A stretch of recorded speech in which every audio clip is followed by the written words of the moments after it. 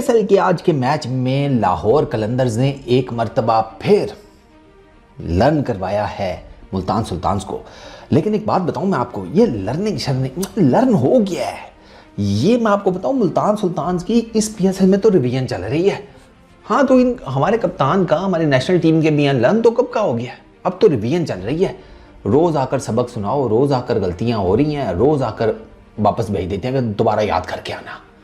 नहीं सही याद किया। आज भी मुल्तान सुल्तान्स के साथ यही हुआ। और आज तो रिजी भाई ने हालांकि रन्स किए, लेकिन रिजी भाई के जो पावर प्ले के था ना हिसाब किताब, उसने घोड़े लगवा दिए भाई, जिसे कहते हैं अपना मुल्तान सुल्तान्स को। लाहौर की बड़ी ज़बरदस्त किस्म की जिसे कहते हैं जीत। ये अलग बात है कि देयर वाज अ टाइम के मैच में ना, जब लाइट से ना मेरे कुछ लाहौर कलंदर्स के दोस्त हैं, उनके भी शटे टाट हो गए थे। लेकिन फिर कुछ ऐसे थे गुज्जर टाइप, बाबा जी तालाब में बड़े हैं ना तो मगरमच्छ काट के आएंगे, छोटी मोटी मच्छी नहीं आज खाएंगे। वो फिर अब मगरमच्छ आज भून के खा रहे हैं वो, जिनको था कि नहीं लाहौर कर देगा, और लाहौर ने कर दिया।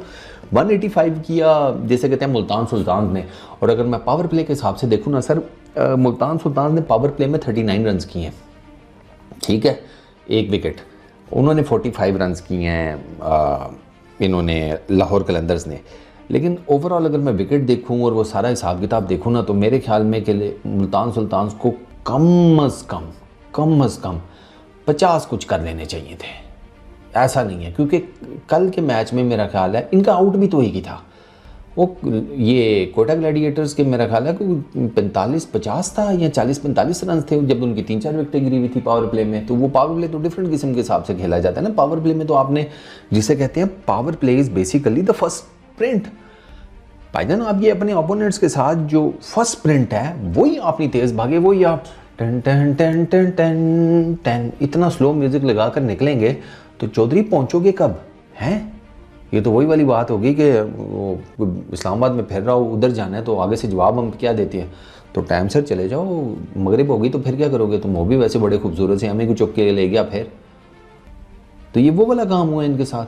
पावर प्ले बिल्कुल, यासिर ने स्टार्ट करने की कोशिश की, लेकिन उन्होंने स्टार्ट में बॉलिंग ठीक थी लाहौर की, ठीक है ना। ये इसको टॉम करन उसने स्टार्ट में अच्छी बॉलिंग की। शाहीन ने अच्छी बॉलिंग की यार। शाहीन के पहले 2 ओवरों में 6 रन थे, टॉम करन के पहले 2 ओवरों में मेरा ख्याल है 13 रन थे। तो वो जिसे कहते हैं ना स्टार्ट दे बोल्ड वेल, लेकिन यार अटैक भी तो करना था ना। अटैक तो हारिस रऊफ की जब आया तब स्टार्ट हुआ है, और हारिस भाई को आज फिर फेंटा पड़ गया। चलो कोई बात नहीं, हारिस भाई का तो चलता है, जब चलेंगे तो चलेंगे, कभी फेंटा पड़ जाए तो पड़ जाए। वो फिर अब क्या करें, हारिस भाई हमारे जो हैं वो यूनिडायरेक्शनल है ना, वो 2 वाली साइड पे नहीं जाते। अच्छा खैर, तो यासिर ने स्टार्ट किया, उसने 24 रन किए जिस 18 गेंदों के ऊपर, 3 चौके 1 छक्का। मेरा ख्याल है 1 छक्का 1 चौका उन्होंने हारिस को मारा, उससे पहले उन्होंने बाकी बाउंड्रीज लगाई। लेकिन फिर वो जिस गेंद पे हारिस को छक्का मारा था, ऑलमोस्ट उसी तरह का गेंद मिला, लेग साइड पे कैच दे दिया। गेंद तेज़ आया था हारिस का। पिछला जिस पे छक्का मारा था वो इतना तेज़ नहीं था, ये वाला तेज़ आया, ये चढ़ा गेंद यासिर के ऊपर। यासिर अपनी शॉट तो मारने गया, लेकिन गेंद चूँकि तेज़ आया, ऊपर चढ़ा भी, स्प्लाइस पे गेंद लगी, लेग साइड पे कैच पेल दिया।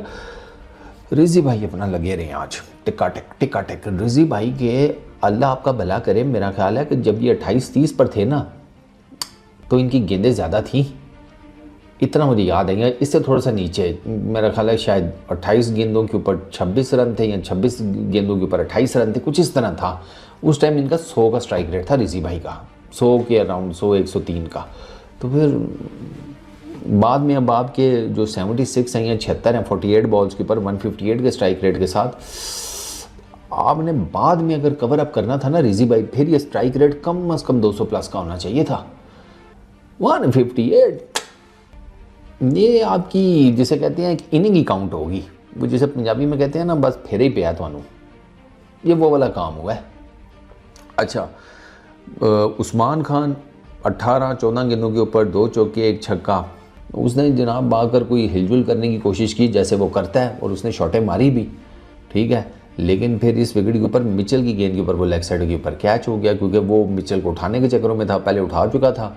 इस दफ़ा नहीं लगा फिर पूरा बल्ले के ऊपर, क्योंकि ये पिच थोड़ा ना जिसमें इसमें बाउंस है, तो थोड़ा मीडियम पेसर्स वो इस पिच के ऊपर मज़ा करते हैं। हारिस भाई को निकाल कर पहले बता देता हूँ, चीज़ क्लियर कर दूँ। अच्छा, शाय होप 9 रन किए 9 गेंदों के ऊपर। ऐसा कोई सुथरा back of the hand slower one फेंका ना इसने, करण ने उसको, ओए होए होए होए, आपने वो विकेट नहीं देखी ना, मैं कहता हूँ कि आपने इंटरटेनमेंट मिस कर दी है। सीरियसली ये बिल्कुल ऐसे ही है कि आप ना कलफ लगा सूट बोस की जो भी कह लो चढ़ा कर जा रहे हैं वलीमा खाने, और बीच रास्ते आपकी गाड़ी जो है वो ख़राब हो गई है और आपको पब्लिक ट्रांसपोर्ट भी नहीं मिल रही और आपका वलीमा मिस हो गया। आपने इतना मेजर गेंद मिस किया। अगर आपने ये बोल्ड नहीं देखा शायद ऊपर, लाजमी देखना। सर इनिंग अगर खेली है ना तो वो खेली है केजी ने फॉर जैसे मुल्तान सुल्तान। ये लहदा बात है कि केजी का इनिशियली आकर कैच ड्रॉप हो गया था, बड़ा आसान सा कैच था केजी का, ठीक है, लेकिन वो जनाब ड्रॉप हो गया। अब केजी जब ड्रॉप हुआ है तो फिर उसके बाद ना ही मेड श्योर कि यार मैंने ना, अब मैं ड्रॉप तो हो ही गया हूँ, चांस तो मुझे मिल गया है। तो केजी ने फिर उसके बाद 2 चौके और 4 छक्के मारे एंड केजी जिसे कहते हैं कि ही प्लेड रियली वेल। उस ये जो आपको इनका नज़र आ रहा है ना 185, इसमें ठीक है कि रन्स आपको सबसे ज़्यादा नज़र आएंगे अपने रिजवान भाई के, ठीक है 76 नॉट आउट, लेकिन सर इसको जो बूस्ट है ना, बूस्ट जिसको मैं कहता हूँ, वो इसने दिया केजी ने आकर। केजी ने आते साथ ही ना, एक तो केजी कट शॉट्स इतने प्यारे मारता है, पॉइंट और बैकवर्ड पॉइंट के बीच में से इतना ज़बरदस्त गैप तलाश करता है। मैं आप मतलब सुचल जिसको कहते हैं ना काम केजी ने वो किया। केजी हाफ स्टेज पर आया था, 10 ओवर हो गए थे, तो उसके बाद ये केजी और जो मेन एक्सेलरेशन है ना जो केजी की तरफ से आई है वो आई ये आखिरी तकरीबन 3-4 ओवर्स में। अच्छा, केजी का जो कैच ड्रॉप हुआ वो इस सिकंदर रज़ा की गेंद पर हुआ था, इसने करण ने ड्रॉप किया था और बिल्कुल आसान कैच था, डॉली कैच जिसको कहते हैं, ड्रॉप कर दिया। तो रिजवान भाई ने 76 एट दी एंड कर लिए 48 बॉल्स के ऊपर, 6 चौके 3 छक्के, 158 का स्ट्राइक रेट। बट रिजी भाई के जो, मैं फिर वही बता रहा हूँ, पावर प्ले जो है ना वो इनको लड़ गया। ये 200 टप सकते थे। अब तो आपको विकेट का आइडिया हो गया, तो यू शुड नो कि यार हमने किस तरीके से लेकर चलना है। तो वो एक्सेलरेशन इनको नहीं प्रोवाइड हुई। शाहीन शाह अफरीदी 4 ओवरों में 25 रन, कोई विकेट नहीं। टॉम करन 4 ओवर्स में 24 run, 1 wicket, brilliant bowling. Haris Rauf 4 overs 46 run, 1 wicket. Wicket Yasir के लिए, लेकिन हारिस को आज कुट पड़ी है, ठीक है, स्टार्ट में भी और एंड पर भी। अच्छा, आसिफ अफरीदी 2 ओवरों में 22 रन। आसिफ अफरीदी को ना थोड़ा सा वो बीच बीच में ना पड़ जाती है हल्की फुल्की सी। Daryl Mitchell 4 overs 47 run, 1 wicket. Sikandar Raza 2 ओवरों में 20 रन। ये टोटल है। अब आप देखें ना जो इनिशियल बॉलर्स हैं ना 2 नए गेंद के, शाहीन और टॉम, उनको कुछ नहीं ऐसा मार पड़ी, बाकी सबको जिसे कहते हैं 10-11 की इकॉनमी है। तो ये इससे ज़्यादा भी हो सकती थी। अब आप देखें ना वो 6-6 की है, 8-8 की कर लेते, 9-9 की कर लेते, तो भी आपके लिए मामला डिफरेंट हो जाते हैं। 4, 9, 36, तो 25 आप करें ना, 36 तो 11, 22, आप इसमें सर 22 रन ऐड करें ना ज़रा 185 में, किधर जाती है गेम? 200 प्लस।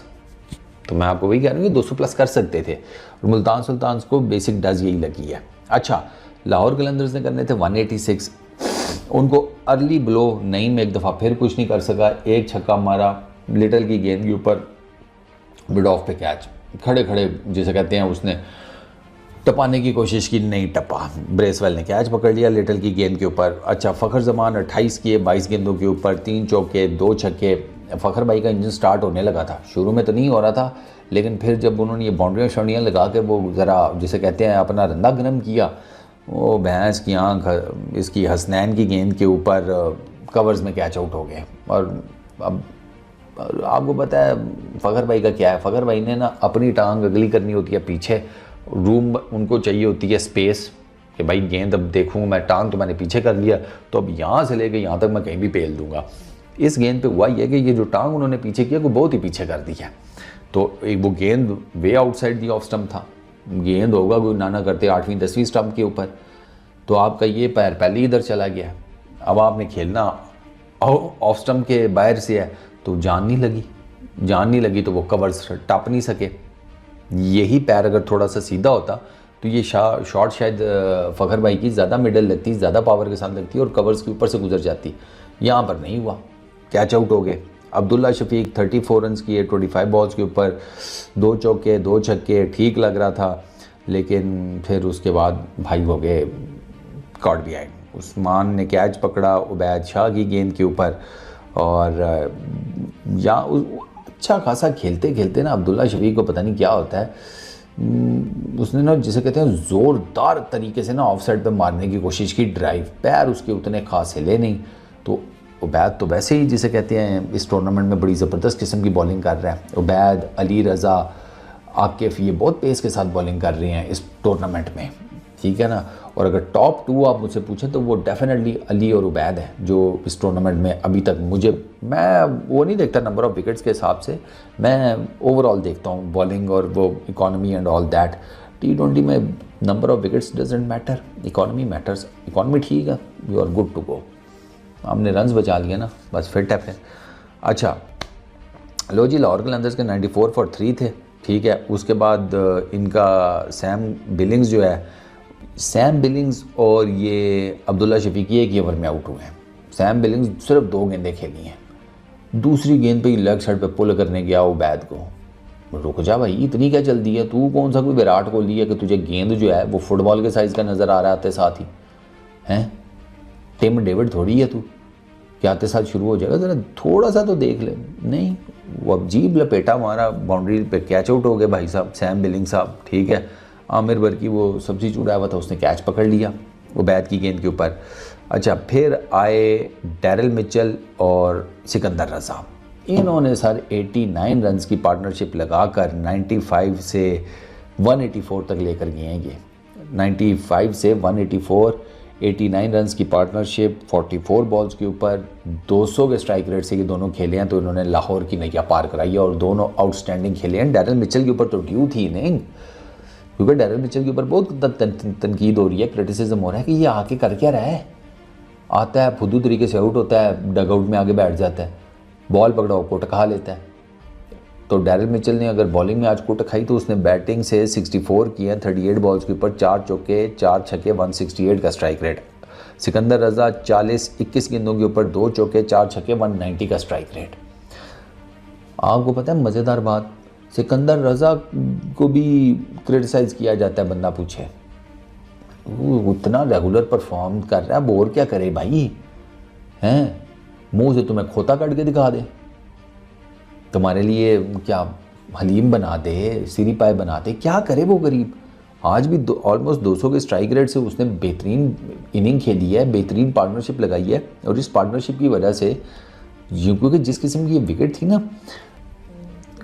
एंडिंग ओवर्स में, क्योंकि ये जीते हैं ये 19वें ओवर की लास्ट बॉल के ऊपर लाहौर कलंदर्स वाले। इससे पहले जब ये दोनों खेल रहे थे ना, जब क्रूशल टाइम चल रहा था, डेलिकेट टाइम, जब ये चेस चल रहा था, तो उस टाइम पर इन दोनों में से कोई एक भी आउट होता तो नया आने वाला बैटर जो है ना उसके ना हाथ पैर फूल जाने थे। उसकी रीज़न बेसिकली ये है कि ये विकेट जो है ना ये पेसर्स को काफ़ी हेल्प आउट कर रही थी। तो बैटर्स को आते साथ ना प्रॉब्लम्स हैं इस विकेट के ऊपर, ये है बैटर्स को प्रॉब्लम है आते साथ इस विकेट के ऊपर। लेकिन वो प्रॉब्लम जो है ना वो आप कैटर कर सकते हैं कि आपने भाई कुछ सिंगल डबल किए, कुछ देख लिया, बाउंस शाउंस का आपको आइडिया हो गया और उसके बाद आप शुरू हो गए। क्योंकि प्रॉब्लम इज़ दिस कि जितनी मर्जी गंदी विकेट हो, T20 में आपके पास टाइम नहीं होता। T20 में ट्रेन जो है ना वो तीसरे हॉर्न पर होती है कि हम चले, आना है तो आ जाओ, चढ़ जाओ, वरना फिर अगली का वेट करो।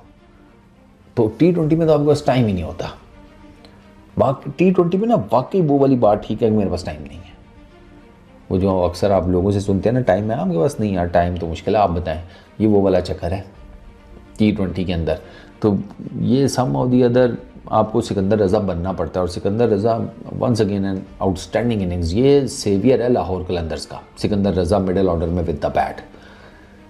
मैं बता रहा हूँ कि लाहौर कलंदर्स को ये बंदा नहीं छोड़ना चाहिए। तो सर 19 ओवर्स में 185 रन्स, 186 मार के 5 विकेटों के नुकसान के ऊपर 5 विकेटों से जीत कर लाहौर कलंदर्स पॉइंट्स टेबल के ऊपर दूसरे नंबर पर आ गया। लाहौर कलंदर्स ने 6 मैच खेले हैं, 3 जीते हैं, 3 हारे हैं, उनके 6 पॉइंट्स हैं और वो तीसरे नंबर के ऊपर हैं कराची किंग्स के साथ। कराची और लाहौर कलंदर्स की सेम सिचुएशन है, ठीक है।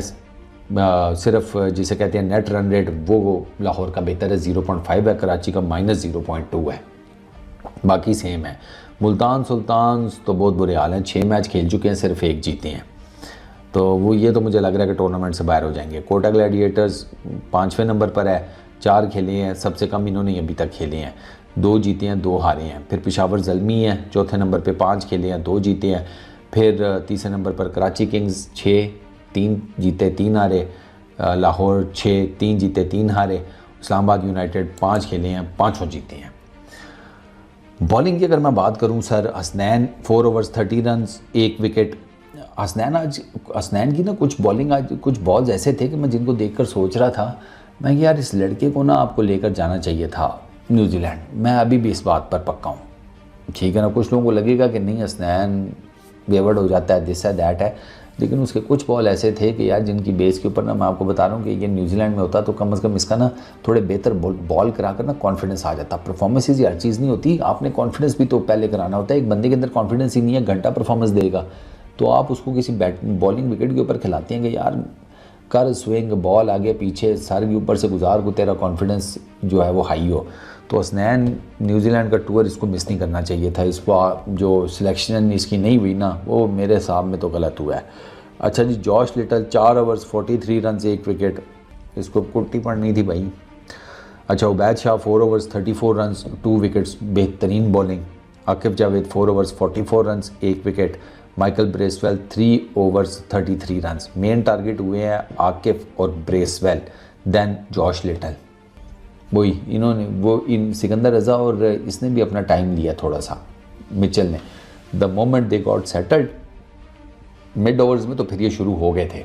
और जैसे जैसे इनकी पार्टनरशिप जो है ना थोड़ी स्ट्रॉन्ग होती गई है ना, तो इन्होंने फिर बाउंड्रीज जो है ना वो ज़्यादा मारनी शुरू कर दी हैं।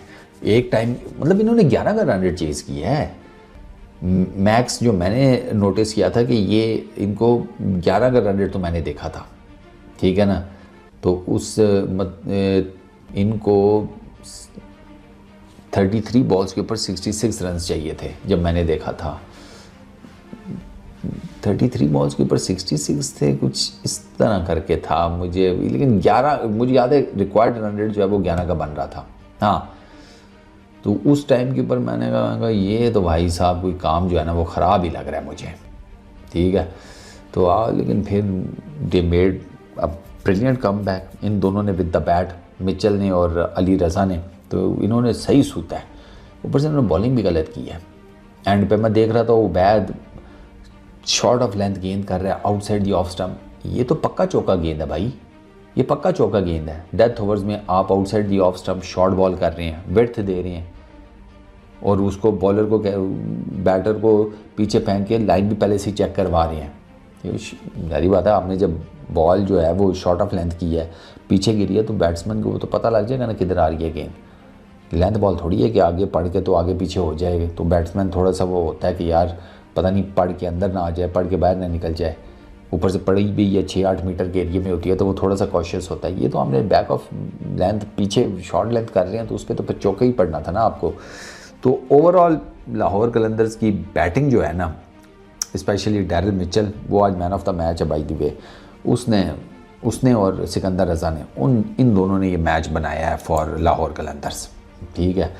तो बाकी मेरे ख्याल में at least 20 run, at least minimum 20 run Multan Sultans और बना सकता था, नहीं बना पाए, इसी वजह से आपको बाहर खड़े नज़र आ रहे हैं। इस वीडियो में इतनी, अपना बहुत ख्याल रखना, नेक्स्ट वीडियो में मुलाकात होगी। Peace out.